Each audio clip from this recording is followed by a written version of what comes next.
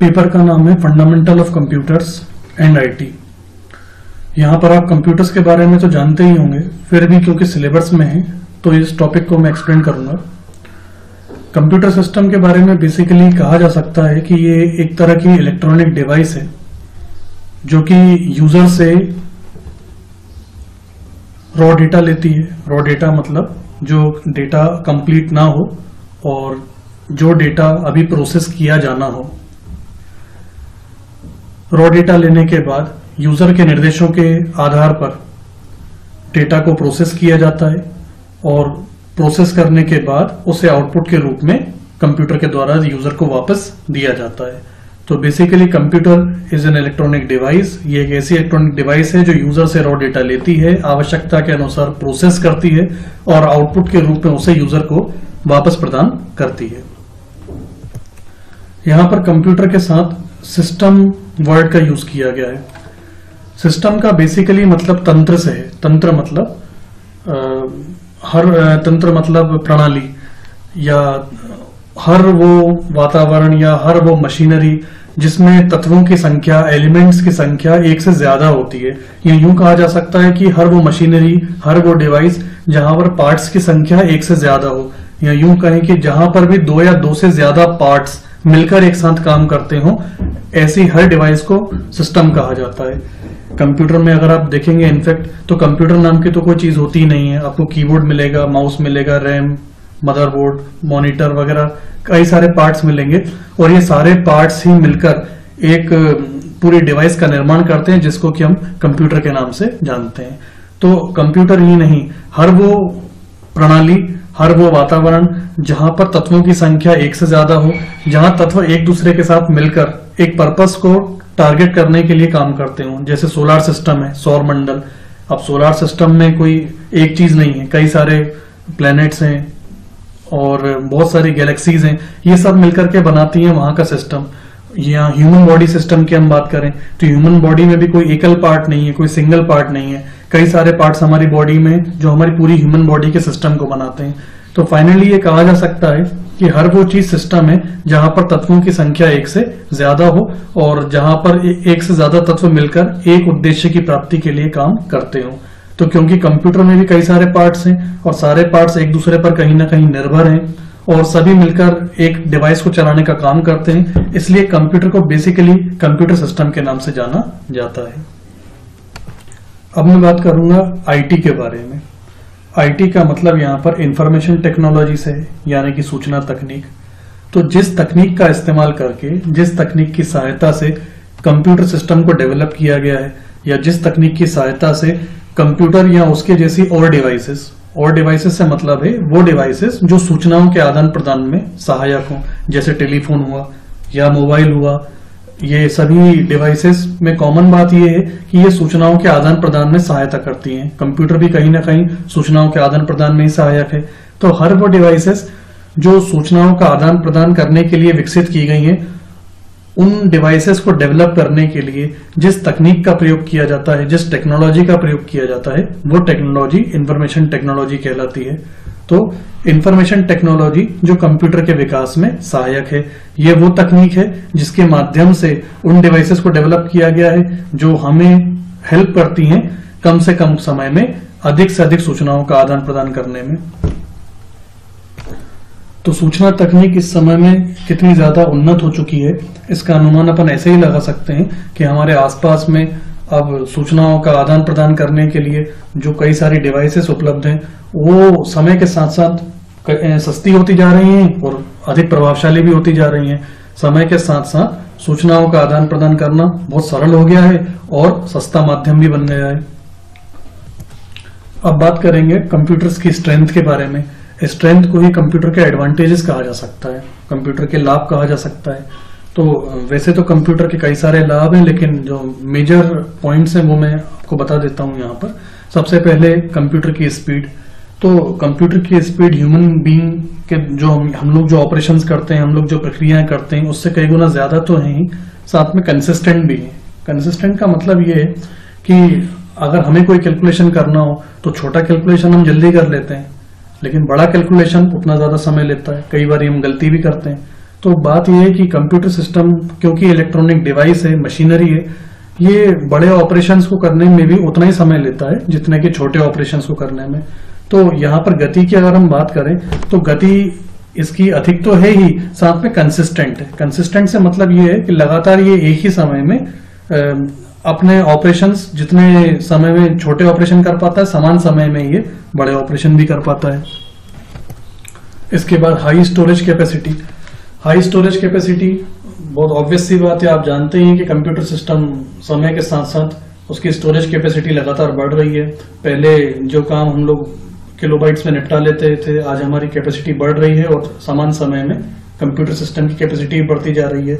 और ऑब्वियसली इतनी सारी इंफॉर्मेशन हम लोग अपने दिमाग में तो स्टोर कर नहीं सकते, लेकिन कंप्यूटर सिस्टम के पास और उसके जैसी जितनी भी अलग डिवाइसेस हैं, मोबाइल हो या आईपॉड्स वगैरह, जितनी भी डिवाइसेस हैं वो सब हाई स्टोरेज कैपेसिटी रखती हैं और ज्यादा से ज्यादा हम उनमें डेटा स्टोर कर सकते हैं। तो ये भी कंप्यूटर सिस्टम या उसके जैसी जो अन्य डिवाइसेस हैं उनका एडवांटेज ही कहा जाता है।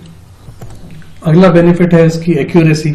एक्यूरेसी का ऑब्वियस सा मतलब ये है कि जिस तरह से हम लोग कोई ऑपरेशंस करते हैं, प्रक्रियाएं करते हैं या कोई मैथमेटिकल ऑपरेशन या लॉजिकल ऑपरेशंस परफॉर्म करते हैं, तो जितनी देर हम काम करते हैं समय का प्रभाव हमारे ऑपरेशंस पे पड़ता है। यानी जैसे हम काम करते करते थकान हो जाती है, तो थकान के बाद ऑब्वियसली उनका रिजल्ट पे हमारे प्रभाव पड़ता है और हम कहीं ना कहीं गलत जवाब देने लग जाते हैं या एक्यूरेट जवाब नहीं दे पाते हैं। लेकिन क्योंकि कंप्यूटर सिस्टम एक मशीनरी है, इस पे ज्यादा समय करने का कोई दुष्प्रभाव पड़ता नहीं है और इसमें लगातार एक्यूरेसी और ऑपरेशंस में शुद्धता बनी रहती है। अगला बेनिफिट है वर्सेटिलिटी। इसका सीधा सा मतलब है कि एक ही चीज के द्वारा अलग अलग तरह से किए जाने वाले प्रयोग या फिर किसी एक डिवाइस का एक ही रोल में बना हुआ ना रहना। यहाँ पर कंप्यूटर सिस्टम वर्सेटाइल है। वर्सेटाइल मतलब इसकी भूमिकाएं अलग अलग हो सकती हैं। कोई इसे किसी काम के लिए यूज में ले सकता है तो कोई और इसको दूसरे काम के लिए यूज में ले सकता है। आप इसे एंटरटेनमेंट के लिए, ऑफिशियल वर्क के लिए, इंटरनेट यूज करने के लिए वगैरह वगैरह अलग अलग तरह के कामों में यूज में ले सकते हो। इसके इसी गुण को वर्सेटाइल यानी कि वर्सेटिलिटी कहा जाता है। इसके बाद है ऑटोमेशन यानी स्वचालन। स्वचालन नाम से ही समझ में आता है यानी स्वचालित होना। कंप्यूटर सिस्टम में हमने कोई कोड कर दिया, इंस्ट्रक्शंस की कोडिंग कर दी, उसके अनुसार वो ऑटोमेटिकली वर्किंग करता रहता है। लगातार आपको उसे निर्देश देने की जरूरत भी नहीं होती। तो यहाँ पर जब कंप्यूटर सिस्टम को इस तरह कोड किया जाए कि वो ऑपरेशंस अपने हिसाब से ही करता रहे और ऑटोमेटिकली परफॉर्मेंस देता रहे और हमें बार बार निर्देश ना देना पड़े, एक ही बार हम कोड करके रख दें और वो निर्देशों को रिपीट करता रहे, तो ये चीजें पॉसिबल हैं और इसके इसी गुण को ऑटोमेशन यानी स्वचालन कहा जाता है। अगला बेनिफिट है डिलीजेंस। ऑब्वियस सी बात है कि जैसा मैंने पहले आपको बताया कि हम जो भी ऑपरेशंस करते हैं उस पर हमारे थकान का कहीं ना कहीं प्रभाव पड़ता ही है। जितनी देर हम ऑपरेशंस करेंगे, जितनी देर हम प्रक्रिया करेंगे, प्रक्रिया कोई भी हो सकती है, वो लेखन की प्रक्रिया हो, कुछ लिख रहे हों या हम कुछ सवालों के जवाब दे रहे हों, कोई भी प्रक्रिया हो, तो प्रक्रिया पर हमारी प्रक्रिया पर समय का कहीं ना कहीं प्रभाव पड़ता ही है। जितना ज्यादा समय होता जाएगा हम थकान के कारण उतनी सक्षमता के साथ नहीं कर सकते काम, या हम पर आसपास के वातावरण का भी बहुत बड़ा प्रभाव पड़ता है। लेकिन यहाँ पर क्योंकि कंप्यूटर सिस्टम एक मशीनरी है तो फिर से वही बात है कि मशीनरी होने के कारण ये लगातार कई घंटों, कई दिनों, कितने भी समय तक काम कर सकता है। उसमें थकावट जैसी कोई बात होती नहीं है और इसी गुण को सक्षमता कहा जाता है। इसके बाद हम बात करेंगे रिलायबिलिटी के बारे में यानी विश्वसनीयता के बारे में। तो क्योंकि सिस्टम 1 और 0 पर बेस्ड है, बिट्स पर बेस्ड है, यस और नो पर ही ऑपरेशन करता है और इसके पास जो भी ऑपरेशन हम इसके माध्यम से करते हैं, हम कहीं ना कहीं मनुष्य के द्वारा की जाने वाले ऑपरेशंस की तुलना में इस पर ज्यादा भरोसा कर सकते हैं। डेटा को स्टोर करने के बाद हम इसके ऊपर ज्यादा भरोसा कर सकते हैं कि एक बार कोई अगर हमने डेटा इसमें स्टोर किया तो जब तक हम उसे डिलीट नहीं करेंगे या किसी अदर रीजन के कारण वो डिलीट नहीं होता है तब तक डेटा उसमें बना रहेगा और यही इसका गुण विश्वसनीयता कहलाता है। यहाँ पर हम लोग अगर अपनी मेमोरी की इससे तुलना करें तो हमारी मेमोरी को इतना रिलायबल नहीं माना जा सकता। जरूरी नहीं है कि जो चीज हमें बोली गई हो वो हमें लगातार याद ही रहे। कुछ कहा नहीं जा सकता कि डेटा हमारे पास दिमाग में हमेशा रहेगा या नहीं रहेगा। इसकी तुलना में कंप्यूटर सिस्टम पे ज्यादा भरोसा किया जा सकता है और यही इसका गुण विश्वसनीयता कहलाता है। कंप्यूटर सिस्टम के बहुत सारे एडवांटेजेस हैं, लेकिन हर चीज के एडवांटेजेस के साथ साथ कुछ ना कुछ लूपहोल्स रहते हैं, कुछ ना कुछ साइड इफेक्ट्स होते हैं। उन डिसएडवांटेजेस को हम लिमिटेशंस भी कह सकते हैं, कंप्यूटर की सीमाएं भी कह सकते हैं कि जिसके पार कंप्यूटर अभी तक जा नहीं पाया है। तो इन सीमाओं में सबसे पहले बात करते हैं बुद्धिमत्ता की कमी। ऑब्वियसली बात है, बुद्धिमत्ता की कमी कहना उसको ठीक नहीं कहा जाएगा, लेकिन फिर भी बुद्धिमत्ता का यहाँ पर मतलब एआई से, आर्टिफिशियल, इसका अगर नेचुरल इंटेलिजेंस की हम बात करें तो जैसे हमारे पास एक प्लस पॉइंट है कि हम लोग कहीं ना कहीं डिसीजंस को अपने मोल्ड कर सकते हैं, एक फिक्स पैटर्न पे नहीं चलते हैं, और कई बार हम लोग अपने डिसीजंस को रिलैक्स भी कर सकते हैं। लेकिन कंप्यूटर सिस्टम क्योंकि एक मशीन है तो ये इमोशंस के साथ चलता नहीं है, इसलिए इसमें नेचुरल इंटेलिजेंस नहीं है। जितना इसको इंटेलिजेंस दिया जाता है, कृत्रिम बुद्धि जिसको हम आर्टिफिशियल इंटेलिजेंस बोलते हैं, ये पूरी तरह से कोडेड होता है, उसके हिसाब से ही काम करता है, कभी भी अपने डिसीजंस को लेकर माइल्ड या रिलैक्स मोड में नहीं आ पाता है। ये यूं कह सकते हैं कि हमारे पास जैसे नेचुरल इंटेलिजेंस है, हम अपने निर्णयों को आवश्यकता के अनुसार बदल भी सकते हैं, कम या ज्यादा अपने निर्णयों को कम या अधिक परिस्थितियों के हिसाब से ढाल सकते हैं, लेकिन यहाँ पर कंप्यूटर सिस्टम के साथ ऐसा संभव नहीं है। दूसरा, सामान्य बोध की कमी। तो यहाँ यही बात मैंने आपको बताई कि इसकी क्षमता वहीं तक सीमित है जहां तक इसको कोड किया गया है, कोड करने के अलावा इसकी क्षमता जाती नहीं है और ये अपने लेवल पे ज्यादा कुछ डिसीजन ले नहीं पाता है। हालांकि इस पर अभी काम चल ही रहा है, डेवलपमेंट प्रोग्रेस में है, जिसे हम आर्टिफिशियल इंटेलिजेंस बोलते हैं, कृत्रिम बुद्धि। तो कृत्रिम बुद्धि सिस्टम में दिन ब दिन डेवलप करते जा रहे हैं, लेकिन अभी ये इतना ज्यादा सक्षम नहीं हो पाया है कि मनुष्य के नेचुरल इंटेलिजेंस की तुलना इसके साथ की जा सके। साथ ही ये सॉफ्टवेयर की सीमाओं में बंधा हुआ एक मशीनरी है। सॉफ्टवेयर की सीमाओं से बंधे होने का मतलब यह है कि कंप्यूटर सिस्टम केवल उतना ही ऑपरेशन कर पाएगा जितने इसकी प्रोग्रामिंग की गई हो। प्रोग्रामिंग से ज्यादा ये ऑपरेशन करने में सक्षम होता नहीं है, और क्योंकि इसमें डेटा स्टोर होता है और हम हर तरह से क्योंकि इसके ऊपर अपने से ज्यादा भरोसा करते हैं डेटा स्टोरेज के मामले में, तो डेटा कहीं ना कहीं यहाँ पे स्टोर है तो चोरी होने की संभावनाएं बनती हैं। इसलिए डेटा अगर वहां पे सुरक्षित हमने किया है तो लगातार हमें सावधानी के साथ उसकी सुरक्षा भी करनी होती है, क्योंकि जरा सी असावधानी के कारण डेटा लीक होने के चांसेस हो जाते हैं।